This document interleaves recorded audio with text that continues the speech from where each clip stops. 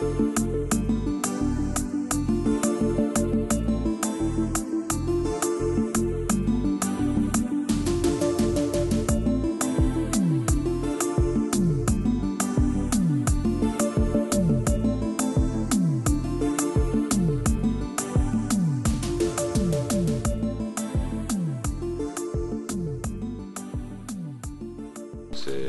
l'histoire d'un monsieur qui s'appelle Monsieur Fournier, qui a trouvé une mine d'argent il y a quelques décennies maintenant, et qui a acheté Porquerolles pour en offrir en cadeau de mariage à sa femme. Donc l'île de Porquerolles avant c'était une île qui était gardée par les corsaires et qui était donc comment dire, pour la protection des attaques pirates. Il y avait plusieurs forts, dont le fort Sainte-Agathe, le fort de l'Hélicastre, le fort du Langoustier, etc. Donc tous les forts de l'île étaient pour la protection de l'île et donc pour voir l'arrivée des bateaux pirates et donc pour la protection de l'île. Tu as différentes choses à Porquerolles, quoi. C'est vrai, tu as l'Igeza, puis après tous ceux qui sont endémiques de l'île, ils vivent sur l'île, mais bon, quand même, ils passent pas mal de temps à l'extérieur pour se changer les idées, parce que bon, ils sont la tête dans le guidon là, pour gagner leur vie. Ici, pour moi, je suis au paradis. Porquerolles, c'est le paradis sur terre, non seulement pour la beauté de l'île, de ses forêts, de ses plages, de ses falaises, tout ce qu'on peut imaginer, la beauté aussi des gens qui y vivent, parce que Porquerolles, c'est une île, mais c'est un village, et je crois qu'ici, tout le monde vit en bonne intelligence.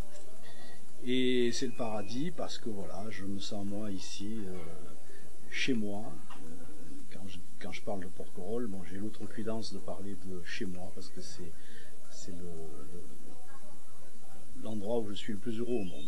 Effectivement, il reste encore des familles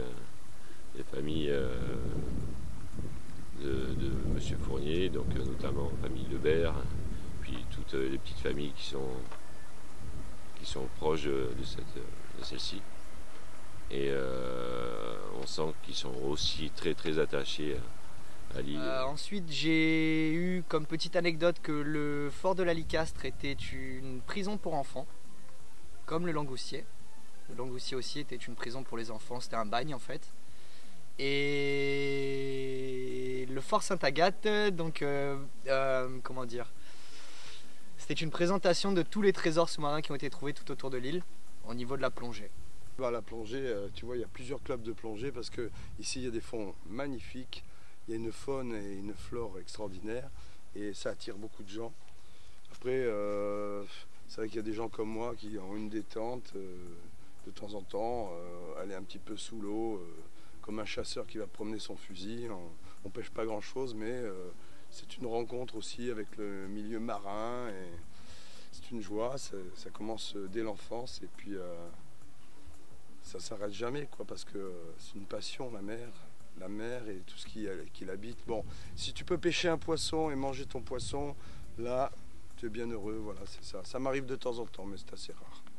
Je ne suis pas né à Porquerolles, malheureusement, mais mes mes grands-parents, arrière-grands-parents, etc., sont arrivés à Porquerolles dans les années 1830.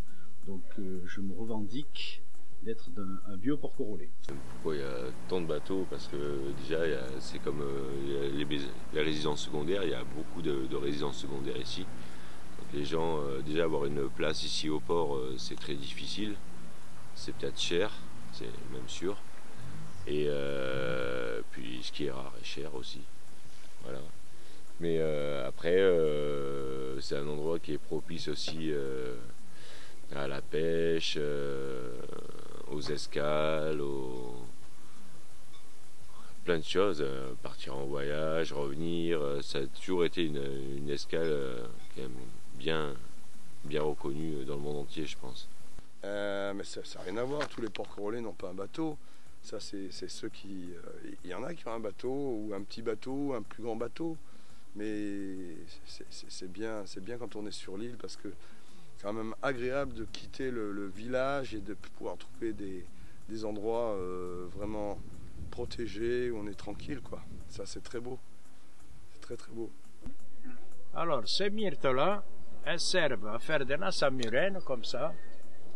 Elles servent à faire des giroliers. Et on peut faire même des nasses à langoustes, si on veut, hein, mais enfin, la nasse à langoustes se fait plus facile avec le jonc et le roseau.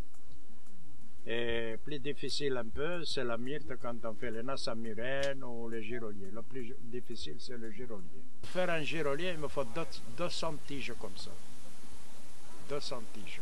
Il doit y avoir 300 personnes qui vivent ici à l'année sur Porquerolles.